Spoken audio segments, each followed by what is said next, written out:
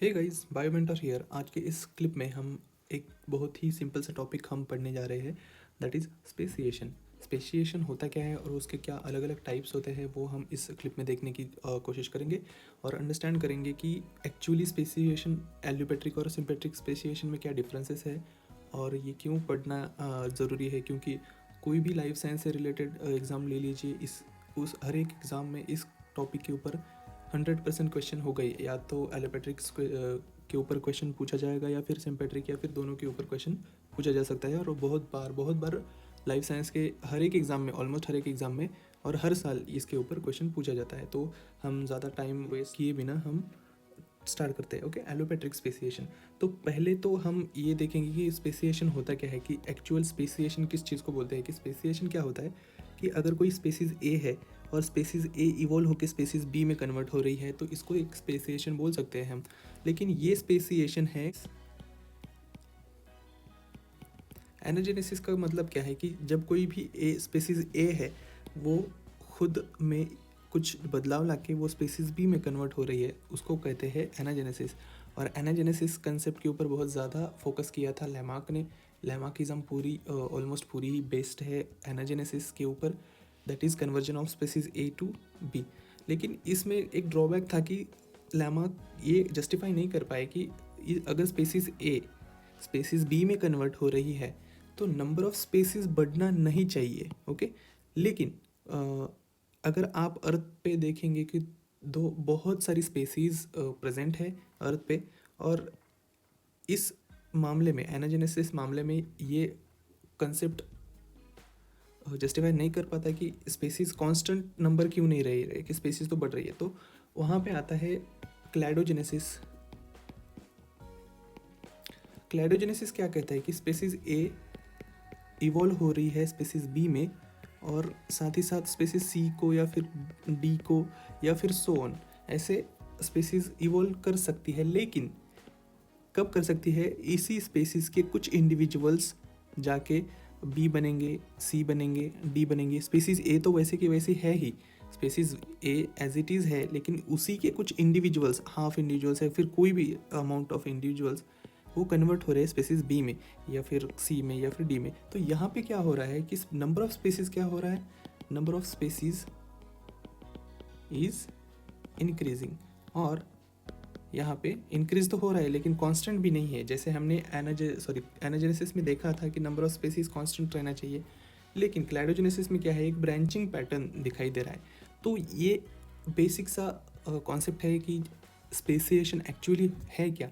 Species ए से लेके species B में कुछ इवोल्यूशन हो रहा है तो वो एक नई स्पेसीज उभर के आ रही है, उसको हम स्पेसिएशन कहते हैं। तो मैं यहाँ पे इस चीज़ को इरेज कर देता हूँ। तो स्पेसिएशन क्या होता है ये आपको आई होप समझ में आया होगा। तो हम देखेंगे कि एलोपेट्रिक स्पेसिएशन होता क्या है। ओके, तो मैं यहाँ पे जो एलोपेट्रिक का सेक्शन है वो ग्रीन से डिनोट करूँगा। एलोपेट्रिक, इस एलोपेट्रिक में ही एक वर्ड है एलो। ओके, सो एक आप याद रख लीजिए कि एलो मतलब अलाउ करता है। अलाउ किस चीज़ को करता है कि रिप्रोडक्शन। ओके, लेकिन रिप्रोडक्शन तो हर एक स्पेसीज में अलाउ होता है। तो यहाँ पे कौन सी खास बात है, तो यहाँ पे एक खास बात है, एक यहाँ पे ट्रिक है जिसकी मदद से आप इसको याद रख सकते हैं। लेकिन एलोपेट्रिक क्या है मैं आपको अभी समझाता हूँ। कि समझ लीजिए कि एक आइलैंड है। ओके, ये आइलैंड के ऊपर कुछ स्पेसीज रह रही है, स्पेसीज ए है। ओके, पर्टिकुलर स्पेसीज हमने सेलेक्ट की है, एग्जांपल के तौर पर स्पेसीज ए है किसी बर्ड की या फिर किसी भी रेप्टाइल की या फिर किसी भी और ऑर्गेनिज्म की स्पेसीज ए है। तो एक स्पेसीज क्या होती है कि ये फ्रीली रह रही है, इनके अंदर रिप्रोडक्शन हो रहा है, सब अच्छे से रह रहे हैं, फल फूल रहे हैं। ओके, लेकिन एक टाइम पीरियड के बाद कुछ ऐसा होता है कि इस आइलैंड में भूकंप आ जाता है। ओके, नेचुरल कैलेमिटी आ जाती है और इस आइलैंड का ब्रेकअप हो जाता है। ओके, तो ये आइलैंड दो हिस्सों में बट जाता है। ओके, तो यहाँ पे क्या हो गया, यहाँ पे जियोग्राफिकल आइसोलेशन और सेपरेशन आ गया है। ओके, तो यहाँ पे जो स्पीसीज़ है वो भी ऑब्वियस सी बात है कि ये स्पीसीज़ भी उस आइलैंड के साथ ही सेपरेट हो जाएगी। जो रेप्टाइल की स्पीसीज़ हमने सेलेक्ट की थे वो स्पीसीज़ सेपरेट हो जाएगी। और एक एक बात यहाँ पे ध्यान रखिए कि ये इमीडिएटली रिप्रोडक्टिव आइसोलेशन नहीं आएगा। यहाँ पे जो सेक्सुअल रिप्रोडक्शन होगा वो अभी भी जारी हो सकता है, क्योंकि ये अभी अभी आइसोलेट हो चुके हैं। यहाँ पे जो भूकंप आया था उसकी वजह से अभी अभी आइसोलेट ये आइलैंड हो गए हैं, सेपरेशन अभी अभी आया है, जियोग्राफिकल सेपरेशन। और जो रिप्रोडक्टिव आइसोलेशन है, जो बैरियर है, अभी तक आया नहीं है।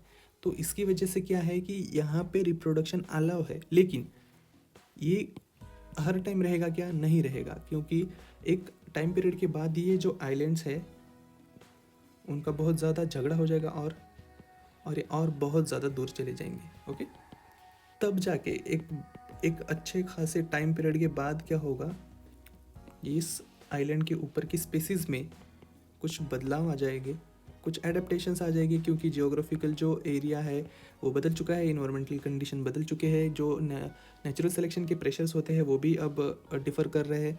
तो ऑब्वियसली जाहिर सी बात है कि इनमें या फिर इनमें कोई एडेप्टिव चेंजेस आना जाहिर सी बात है, तो आएंगे ही। ठीक है, अब जाके ये स्पेसीज़ खुद में रिप्रोड्यूस नहीं कर सकते।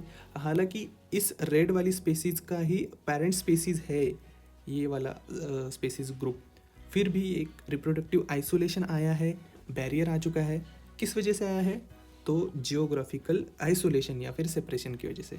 तो एलोपैट्रिक में आपको यही याद रखना है, अगर ये भी आपने रिप्रोडक्शन एलो होता है, ये भी अगर आपने याद नहीं रहा तो भी चलेगा, लेकिन सबसे ज़्यादा इंपॉर्टेंट की पॉइंट जो है वो जियोग्राफिकल सेपरेशन या फिर आइसोलेशन एलोपैट्रिक स्पेसीज़ में होता है। उसकी वजह से दो अलग अलग स्पेसीज़ होती है और दो अलग अलग जियोग्राफिकल जो एरियाज़ है वो इनहिबिट करती है स्पेसीज़। तो let's move on to our second point, sympatric species. Simple है, बहुत ज़्यादा simple. Okay, sim means similar. Okay, यहाँ पे जियोग्राफिकल जो एरिया है वो अलग अलग हैबिटेट इनहिबिट कर रहे थे, एक हो गया, दूसरा हो गया। लेकिन यहाँ पे क्या होता है कि मान लीजिए एक आइलैंड है और इस आइलैंड में स्पेसीज भी रह रही है अच्छे से, और अच्छे खासे तगड़े इंडिविजुअल्स यहाँ पे पाए जा रहे हैं स्पेसीज बी के। लेकिन कुछ सालों बाद स्पेसीज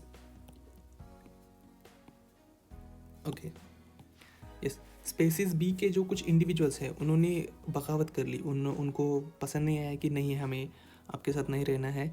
तो इन्होंने क्या किया कि एक आइसोलेशन कर लिया सेम एरिया में। ओके, यहाँ पे एरिया सेम है, जोग्राफिकल जो एरिया है वो यहाँ पे सेम है। यहाँ पे अलग था, एलोपैट्रिक स्पेसिएशन में अलग था, लेकिन सिम मतलब सिमिलर एरिया है। और उसमें ही जो ये कुछ इंडिविजुअल्स है स्पेसीज़ के, वो क्या कर रहे हैं कि बगावत कर रहे हैं, उन्होंने रिप्रोडक्टिव आइसोलेशन ला लिया है और वो अब फ्रीली रिप्रोड्यूस नहीं कर रहे हैं उनके पेरेंट पॉपुलेशन के साथ। वो खुद में ही रिप्रोड्यूस कर रहे हैं और खुद में ही जीन का एक्सचेंज कर रहे हैं। तो ऑब्वियसली जाहिर सी बात है उनका एडेप्टेशन अलग से होगा और इनका एडेप्टेशन अलग से होगा, और इवेंचुअली दो स्पीसीज फॉर्म हो जाएगी। ओके, तो ऐसे होता है सिम्पेट्रिक और एलोपैट्रिक स्पेसिएशन। सिम्पेट्रिक मतलब सेम एरिया में, और एलोपैट्रिक होता है कि एक ही एरिया पहले होता है, जोग्राफिकल आइसोलेशन आ जाता है, दो अलग अलग जोग्राफिकल लोकेशन पे वो स्पेसीज पाई जाती है और उनमें कुछ बदलाव आते हैं, अडेप्टेशंस होते हैं, और वो दो अलग अलग स्पेसीज बन के उभर कर आती है, तो उसको कहते हैं एलोपैट्रिक स्पेसिएशन।